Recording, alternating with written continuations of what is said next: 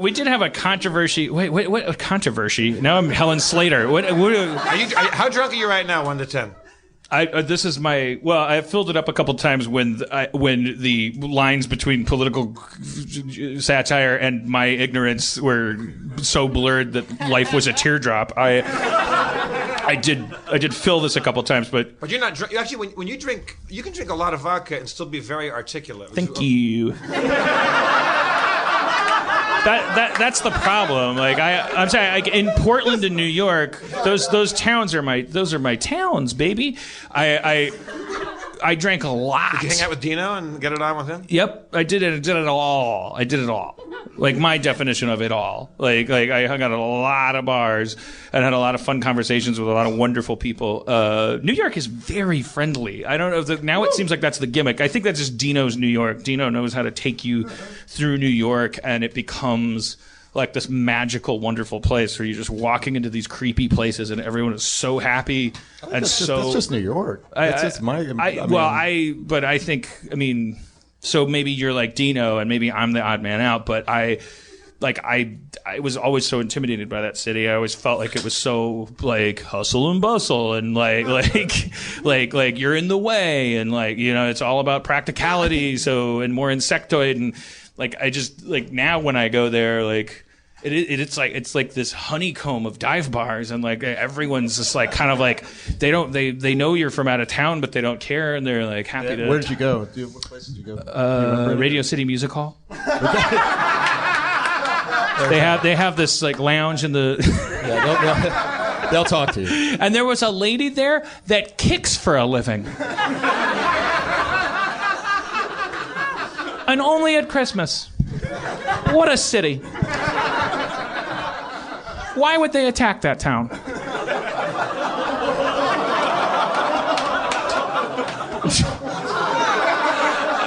See, you guys feel how I feel when you bring it to the actual, yeah. So, boo him. You were booing him. No. Good. They were booing you. No, they weren't.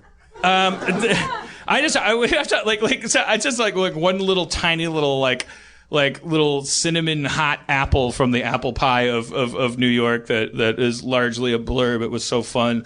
Like sitting at a bar with Dino and this guy like came out of the back room and he was wearing this he was 8 feet tall and I guess if certainly I wouldn't describe him this way if he were present, but it seemed like his head was too small for his giant body.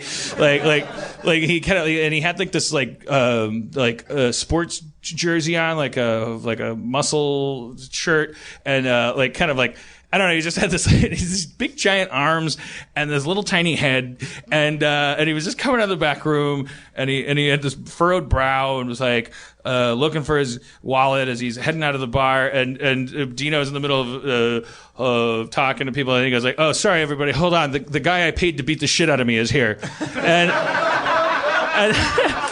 And we just all looked at the guy and we started laughing because it really looked like this guy was like his job is to beat you up. And we were like, "Yeah, it's funny. It does look like you're." And he's like, "What? It looks like you beat people up for a living." He's like, "I do. I'm a professional boxer."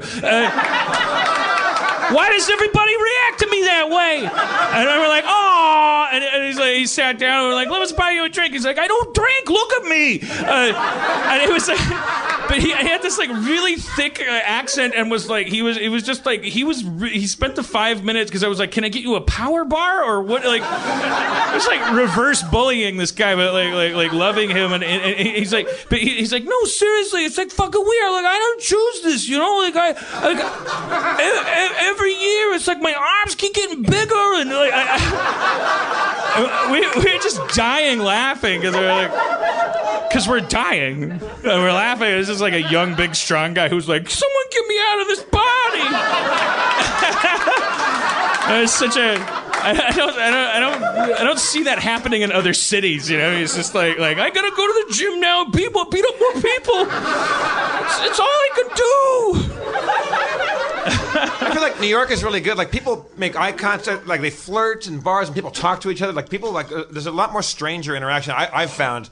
And from people I know that have lived there, they say, yeah, that's very appealing and that's great. But like the relationships don't really, they're very good at short, kind of superficial, like short, quick fix, like relationships and hangouts. So there's a lot of that going on, but like dating is very hard. I hear out there and stuff like that. Right. It's very transient out there because there's so much going on. I don't know if that's true or not. But maybe we have some New Yorkers here that would agree or disagree. Yeah.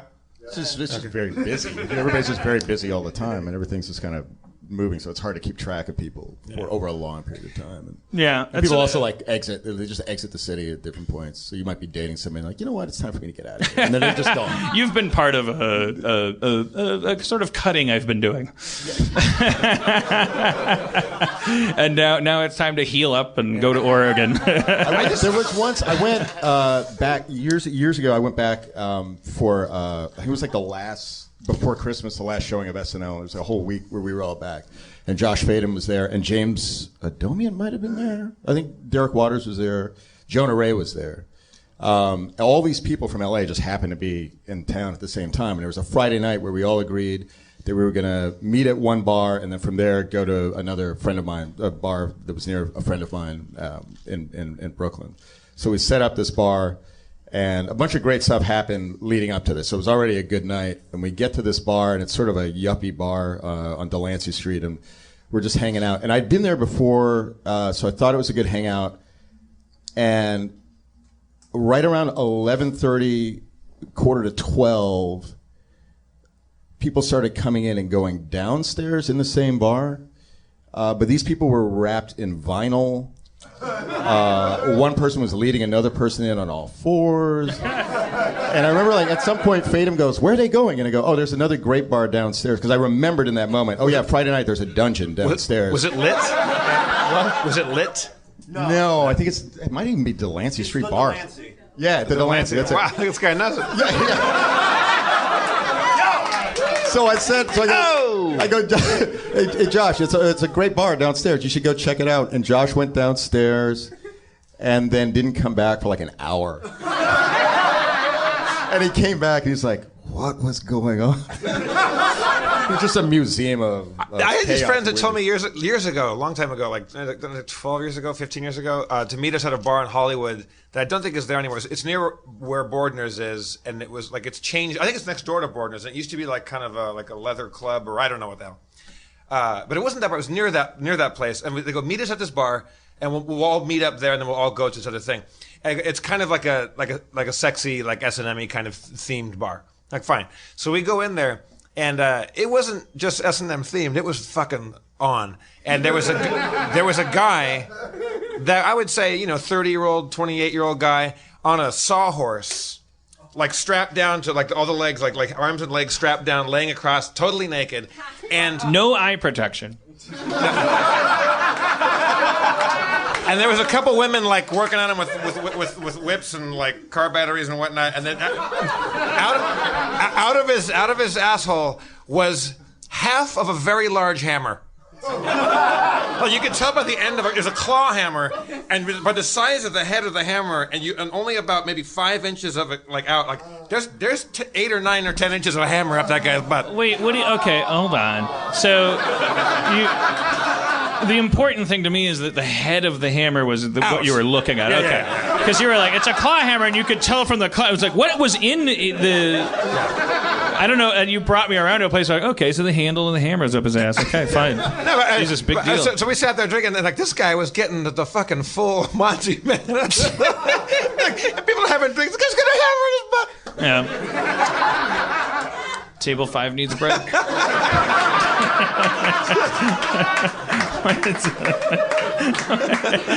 I had nothing to say, so clean up in aisle 3. How do you know when you're finished? How do you know when you're finished? How do you know when you're finished? When you have a hammer up your ass. How do you know when you're finished? Like, when does that guy go, got it, that's it. Thank you, ladies. Tabitha, Samantha. And then same time next week. He walks out, and they're like, oh shit, our hammer. I mean, we lose more hammers that way. The fascinating thing about that stuff is like when Dino has experiences, there is I think it's okay for me to say this without drawing like either jeers or cocked eyebrows or anything, because I think that I assume that's what that 50 Shades of Grey business is our increasing awareness that we are a little jealous of people who are able to have heightened like and I think if you're a human being like heightened sexuality, if that does involve like crazy shit that we would look at as being way distant from prom night, that it's like almost like, well, yeah, because like wolves can do prom night, like it's like I'm a wolf and I haven't had sex yet, and the female wolf's like, me neither, so here we go, okay, we're done. Oh, you got pregnant, let's have more normal wolves. Like whereas there are some people out there that are like, you know, and the internet has made them more able to do it through with control and safety and like while still like I don't know, they just have this whole fucking like network and crazy like I swear it's not gonna work for me. I'm going to my grave very happily, like kissing Aaron and like sometimes coming and like making a baby, and then like I'm gonna tell him do the same thing, but if he doesn't, fine. But I do see the nobility, like, or the I definitely don't look down on it when people are like because Dino, like, he has adventures, like he has he tells one person this thing, and then he tells they make agreements, like you're gonna meet her in the hotel bar. He lied to a dominatrix. Did he tell the story on the show? I don't think. Yeah, he did. I don't. There's like the dishonesty thing, but I'm talking about like the role playing thing where it's like you can agree in advance and you can go like he did this thing in New York where he had one person that he knew from one part of the world and another part, and one was a dom and one was a sub, and he told them like he was explaining to me over drinks. He's like, here's what I did. I told them, I gave him my hotel room keys, and I told them I'm gonna go to this Adult Swim thing. You guys are going to meet in my hotel room. They've never met before. You guys powwow about whatever you want to do to me when I get back to the room. I don't know how you're going to interact with each other or what you're going to do. Dino is just like going to go have dinner, hang out, and then while I went to the upfronts and learned about marketing and demographics and watched a Miley Cyrus performance, Dino went back to his hotel room where two women, had agreed to do secret things to his body. That were like, he didn't know if when he was going to walk in there, if he was going to be attacked and told that he was a pig and tied up and blah blah blah, or if he was going to walk in and one woman was going to have the other woman's woven in a web and hanging from like in a Lord of the Rings cocoon, and go like she's in there, but like he didn't know, and then I never asked him because I didn't really that stuff I was fascinated with, like the preparatory period, and then the next day I saw him and it was like, how'd it go? And he was like, it was great, but he knew going into it that it could have been a disaster. Yeah. That's the other weird thing, is like the acceptance of like part of our mythology of sex is like, oh, it's supposed to always be good, like it's like dessert, when like actually it's like an intermingling of the human like animal, and like it's like that idea, that search commercial idea that romance equals sex equals always infatuated equals all that stuff, that could be responsible for a very high divorce rate, because you look across the table at breakfast at this person that you haven't felt animalistic about in 10 years, and why should you, out of respect to her, feel that way? And now all of a sudden, because you saw a stupid rom-com the other night, you think that means you're not in love with her, which isn't true. There just might need to be communication about what makes your little wee-wee dance around, and maybe like what dance terrifies around. It. What makes your little wee wee dance around? And maybe what scares you. What you think might be a train What makes your little wee wee dance around? What kind of music makes your wee wee dance around? And what sort of dance is it? Is it a foxtrot or a merengue? My final thesis Cumbia. Is those guys are. I'm sure there's a lot of douchebags among those people, but I perceive them as existing on a slightly higher, more evolved level, because I think that if we're all going to survive in a world where our kids are able to like look at the internet and like, how do people raise children? We're becoming like this myth that like, well, when a man likes a lady, they go in the bedroom and then she takes off her clothes and he loves what he sees and he drops his pants and she's like, wow, and then she lays back and then he goes in there and he's just like root toot toot toot. And they both love it, and like, well, we used to think she didn't have to love it, but now we know, as of the 70s, if she loves it, it increases the chance of conception, because her cum will glide his right into the egg, and that's how sex. It's like it doesn't like the people who are talking about like you should dress like a leprechaun, man. I want you to dress like a leprechaun. And I don't want to know when you're coming for my gold. I'm just gonna keep gold in my kitchen and and wear pants with the dick cut out and like. But take 3 days, surprise, shock me, scare the shit out of me, and be like, "Where's me gold?" And then fucking get on me and just like fucking like make my limp dick hard, like because I'll be like, it's a leprechaun. Like make it hard, unless I say tequila. Let's be honest. How many little weebies are dancing around right now? A couple polite shows of hands there. I knew a girl that her job, she gets paid quite a good deal of money. There's this billionaire that she works for. Apparently, is quite good looking and very successful, and a nice guy, and seems well adjusted. But her job is to humiliate him on like kind of grand scale. And like she's also supposed to like fuck him in the butt with a big strap on and stuff at the end of the whole shebang. But before that happens, she's supposed to do high concept humiliation. And so one of the ones that she did, he's like, and like here's a blank check, like remake Star Wars and put my name on it.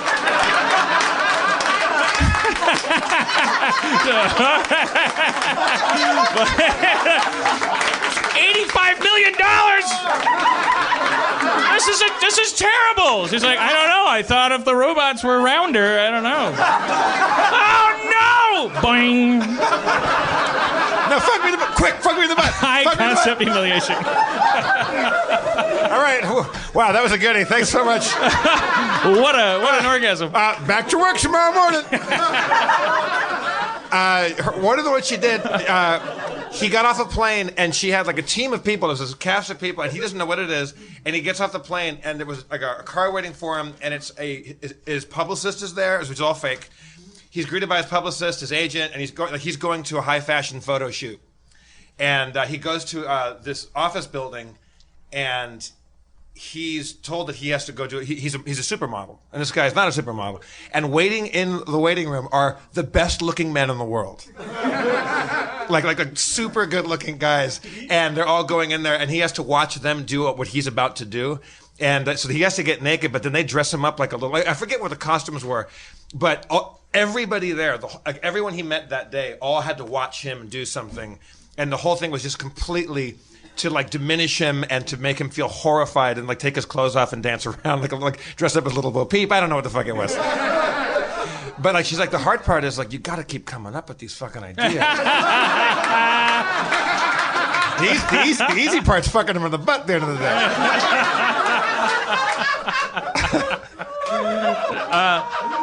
Nice work if you can get it. You can get it if you try. I would never want that job. That would be terrible. Yeah, but I admire. I think that's great. Like because obviously the people who do it successfully and get paid to do it,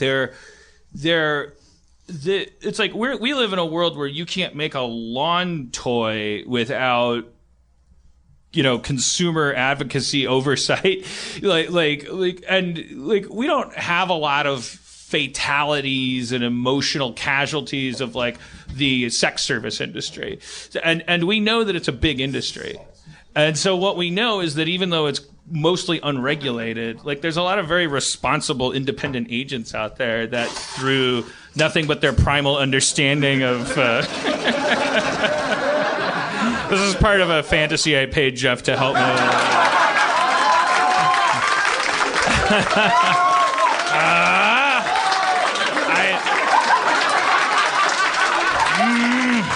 it's supposed to be my show.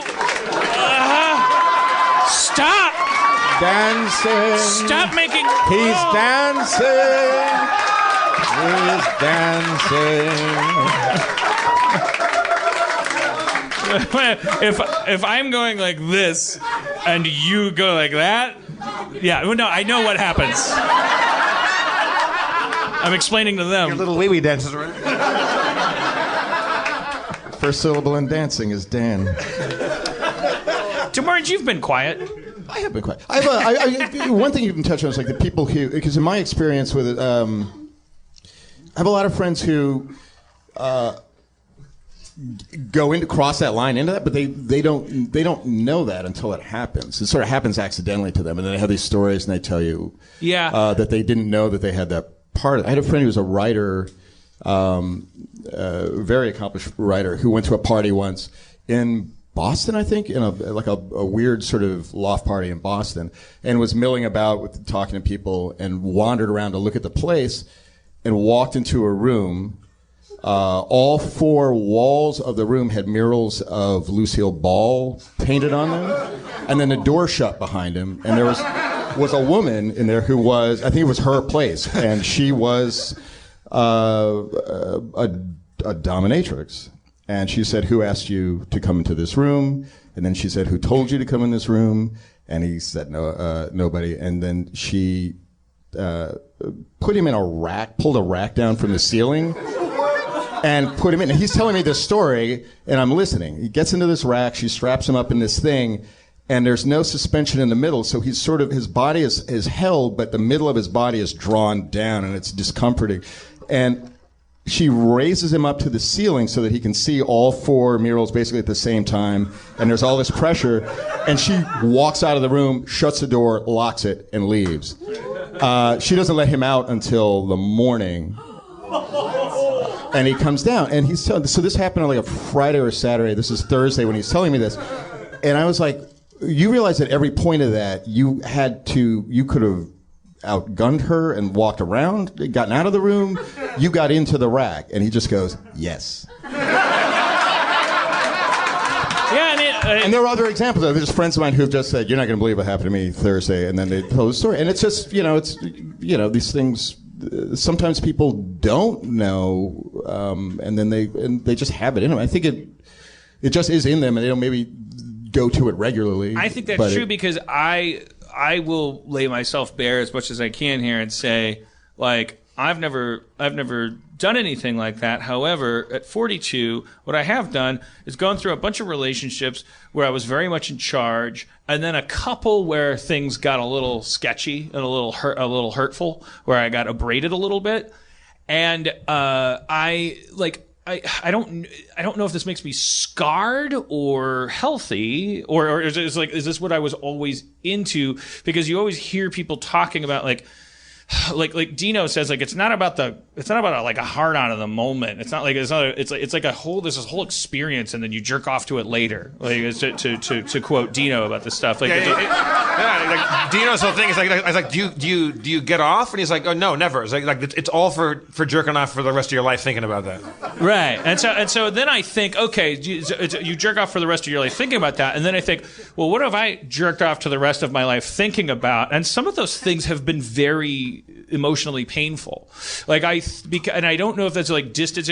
Pornography can be very misogynistic. Name Every one once in a while. Name one. Male pornographers don't take the ladies' feelings into account.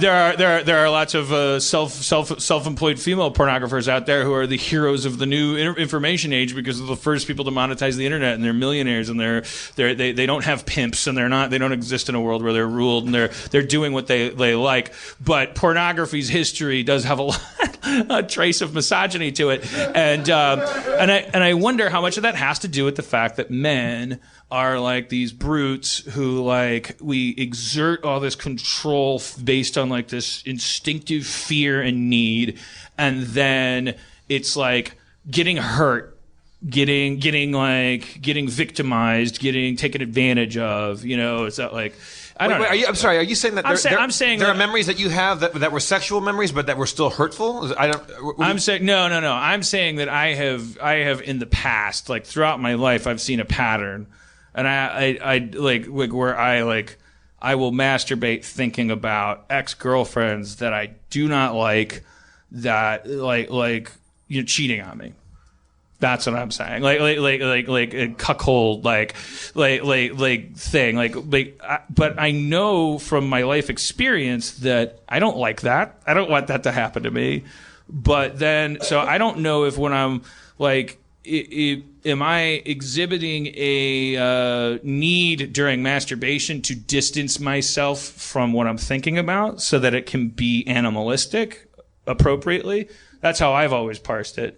It's like when you're masturbating, you don't want it to be, you don't want to think about the royal wedding. I hope in spite of her low-born upbringing that Princess Di is happy in this marriage, and I hope he really makes love to her tonight.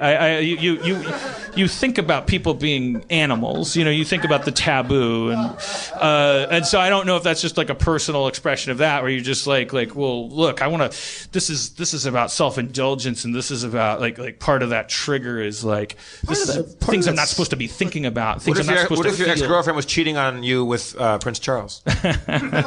She is. What is this, the 80s? And you're not supposed to say it. We're all going to die tonight, by courtesy of Her Majesty's somewhat untrained but still very effectual Secret Service. Sorry, what were you going to say, DeMarge? No, I mean, that kind of sexuality is targeted, I think, when you're thinking that way, and it's